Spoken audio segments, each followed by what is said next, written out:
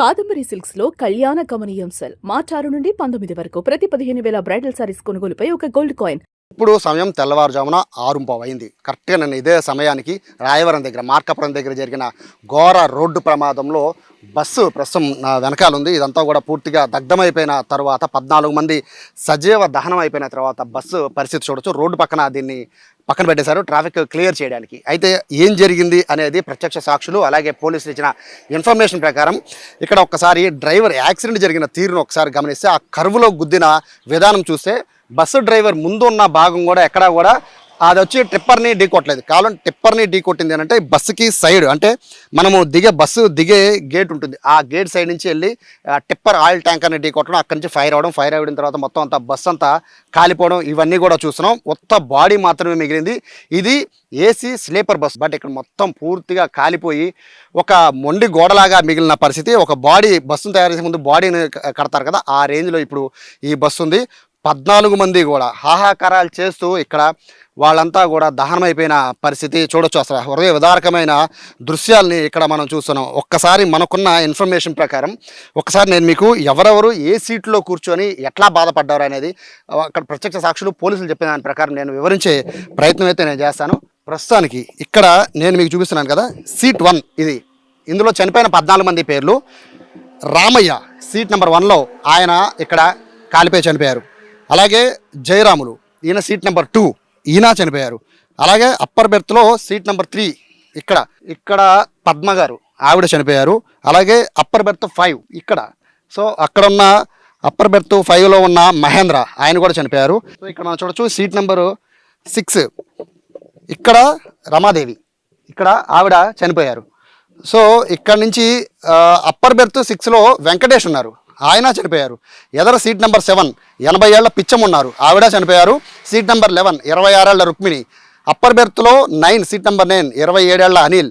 ఆ పక్కనే 5 నెలల బాబు అన్నప్రాసం చేయడం కోసం వెళ్తూ ఉన్నారు. ఆ బాబు పక్కనే ఇద్దరు కూడా తండ్రి కొడుకులు ఇద్దరు కూడా మృత్యువాత పడడం కూడా జరిగింది. ఇక అప్పర్ బెర్త్ 10లో పద్మావతి, ఆమె పక్కనే 6 ఏళ్ల చైత్ర. తల్లి కూతుళ్ళు ఇద్దరు కూడా ఇక్కడ సజీవ దహనం అయిపోయారు. నా తండ్రి అంతా కూడా హాస్పిటల్ చుట్టూ తిరిగారు వాళ్ళ కూతురు భార్యని చూపించడానికి. సో వాళ్ళకి సంబంధించింది మనం చూస్తున్న ఆ ఫ్రంట్ సీటు.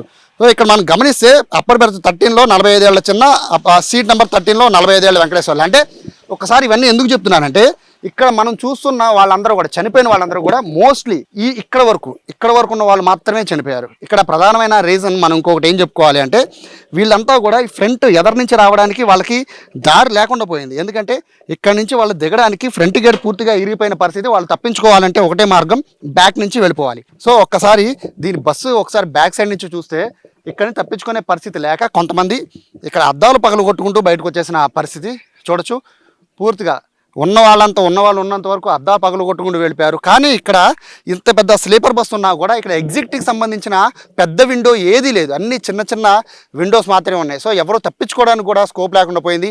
ఇంత చిన్న వాటిలో నుంచి దూకి తప్పించుకున్నారు అంటే వాళ్ళు తప్పించుకున్నా కూడా ఎంత తీవ్ర గాయాలయ్యాయో ఒకసారి మనం అర్థం చేసుకోవచ్చు. అయితే ఇక్కడ నుంచి నేరుగా వచ్చిన వాళ్ళు వచ్చినట్టు ఏం చేశారు అంటే ఈ మధ్యకాలంలో చూపిస్తున్నాం కదా, ఎగ్జిట్ గేట్ ఒకటి ఉంటుంది ప్రతి బస్సుకి కూడా, ఆ ఎగ్జిట్ గేట్ ఇది. సో ప్రస్తుతం ఇదే ఎగ్జిట్ గేట్ నుంచి మొత్తం అంతా కూడా ఈ బ్రతుకున్న 23 మంది అలాగే ఈ చనిపోయిన 14 మంది తప్పించుకోవడానికి ప్రయత్నం చేశారు. బతికున్న వాళ్ళంతా కూడా 23 మంది ఇటు నుంచి దూకేసిన పరిస్థితి. సో ఎక్కిన వాళ్ళు ఎక్కినట్టు ఇటు నుంచి ఉన్నవాళ్ళు చూసిన వాళ్ళు వెనకాల ఆర్టీసీ బస్సు ఒకటి అయింది, అందులో ఉన్న వాళ్ళందరూ కూడా ఉన్నవాళ్ళు ఉన్నట్లు లాగేశారు. కానీ బ్రతుకున్న వాళ్ళ వరకు ఓకే. కానీ చనిపోయిన వాళ్ళు ఎందుకు చనిపోయారు అంటే ఫ్రంట్ దారి లేదు దిగడానికి. అక్కడి నుంచి నెమ్మదిగా పొగ స్టార్ట్ అయింది. వాళ్ళకి అర్థమైపోయింది ఏంటంటే ఇమీడియట్గా మనం వెనక నుంచి వెళ్ళిపోవాలి అని. కానీ వాళ్ళందరూ కూడా ఇటు నుంచి దిగడానికి అందరూ ఒకే దగ్గరికి రావడంతో దిగడం కూడా చాలా కష్టమైపోయిన పరిస్థితుల్లో 14 మంది కూడా లోపల ఊపిరాడక పొగతో చనిపోయిన పరిస్థితి. ఆ తర్వాత వాళ్ళు ఒక్కసారిగా ఫైర్ అయిపోవడం, కేవలం 5 నిమిషాల వ్యవధిలో బస్సు పూర్తిగా మంటలు అంటుకోవడంతో చూడొచ్చు వెనక కూడా పరిస్థితి ఎట్లా ఉందో. ఆ బస్సు ఒక్కసారిగా కిందకి పడి ఢీ కొట్టడంతో బస్సు పల్టీ కొట్టింది. దీంతో దిగడానికి కూడా చిమ్మ చీకటి పొగ ఒక్కసారిగా రావడంతో ఎవరికి ఏమీ కనబడలేదు. ఒకసారి కింద చూడొచ్చు వీళ్ళందరి బట్టలు, వీళ్ళందరూ కూడా ఊరు వెళ్ళడానికి రకరకాల కారణాలతో వాళ్ళు ఊర్లు వెళ్ళారు, తిరిగి వాళ్ళ సొంత గ్రామాలకు వస్తున్నారు. కొంతమంది పిల్లలకి హాలిడేస్ కాబట్టి కొంతమంది పిల్లలు హాలిడేస్ తీసుకెళ్ళడానికి వెళ్తున్నారు. అందరి బ్యాగులు బట్టలు ఎట్లా ఉన్నాయో చూడొచ్చు. చూస్తుంటేనే హృదయం ద్రవించిపోతున్న పరిస్థితి కనబడుతోంది. వాళ్ళకి సంబంధించిన మొత్తం అన్ని వస్తువుల్ని కూడా పూర్తిగా వదిలి ప్రాణాలకు అరచేతిలో పెట్టుకుని అందరూ కూడా పైనుంచి కిందకు దూకేసిన పరిస్థితి.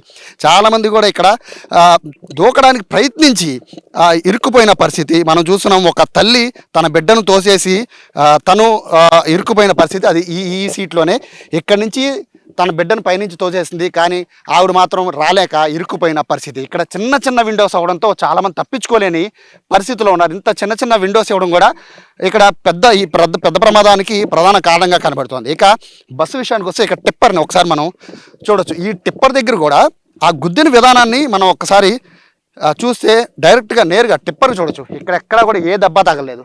టిప్పర్కి కరెక్ట్గా బస్సు వచ్చి గుద్దిన పాయింట్ ఇది. సో దీనిపైనే ఉంది డీజిల్ ట్యాంకర్. సో డీజిల్ ట్యాంకర్ను కూడా మనం చూస్తున్నాం. ఈ డీజిల్ ట్యాంకర్ని ఢీ కొట్టడంతోనే ఈ పెను ప్రమాదం జరిగింది. సాధారణంగా డీజిల్ ట్యాంకర్ని ఢీ కొట్టకుండా ఏ బస్సు ముందో ఈ టిప్పర్ని వెనకాలో కనుక తగిలుంటే ఇంత పెద్ద ప్రమాదం జరిగి ఉండేది కాదు. గాయాలతో బయటపడే వాళ్ళేమో దాదాపుగా.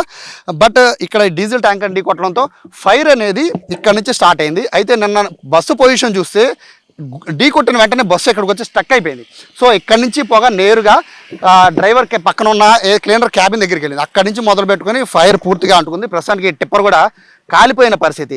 సో టిప్పర్ కాలిపోవడం పెద్ద ప్రాబ్లం కాదు, కానీ ఇక్కడ బస్సే పూర్తిగా దగ్ధం అయిపోయి 14 మంది చనిపోవడం అనేది ఇక్కడ అందరినీ కూడా బాధిస్తుంది. గవర్నమెంట్ ఇప్పటికీ 5 లక్షల పరిహారం అనేది ఇప్పటికే ప్రకటించింది. గాయపడిన వాళ్ళకి 2 లక్షల పరిహారాన్ని ప్రకటించింది. నా హోమ్ మినిస్టర్ వచ్చారు, మొత్తం అంతా కూడా చూశారు. అయితే పోలీసులు చెప్తున్న అంటే ఎస్పీ చెప్తున్న దాని ప్రకారం అయితే ప్రాథమికంగా ఇందులో డ్రైవర్ తప్పిదం అనేది చాలా క్లియర్గా ఉన్నట్టుగా కూడా చెప్తున్నారు. దానికి సంబంధించి కూడా ఖచ్చితంగా ఇటువంటి ట్రావెల్స్ నడిపే వాళ్ళందరిపైన కూడా ఖచ్చితంగా ఈసారి వాళ్ళకి చెప్తాము, మీరు ఓవర్ స్పీడ్తో ఉండదని పదే చెప్పాము. అయినా కూడా మీరు స్పీడ్ తగ్గకపోతే మాత్రం ఖచ్చితంగా మీ పైన యాక్షన్ తీసుకుంటామని కూడా ఎస్పీ చెప్తున్న నేపథ్యంలో ఘోర ప్రమాదం జరిగి 24 గంటలైంది. 24 గంటల తర్వాత కూడా స్థానికులు వచ్చిపోయే వాళ్ళందరూ కూడా ఈ ఘోర విషాదాన్ని ఇక్కడి నుంచి చూస్తూ ఉన్నారు.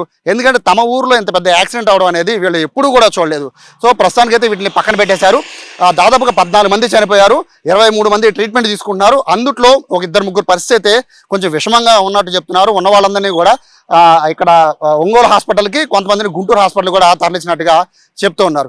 ఇది ఓవరాల్గా జరిగిన ఘోర కలి. తెల్లవారుజామున 14 మంది జీవితాలు తెల్లవారిపోయిన ఘటన మార్కాపురం రాయవరం దగ్గర చోటు చేసుకుంది.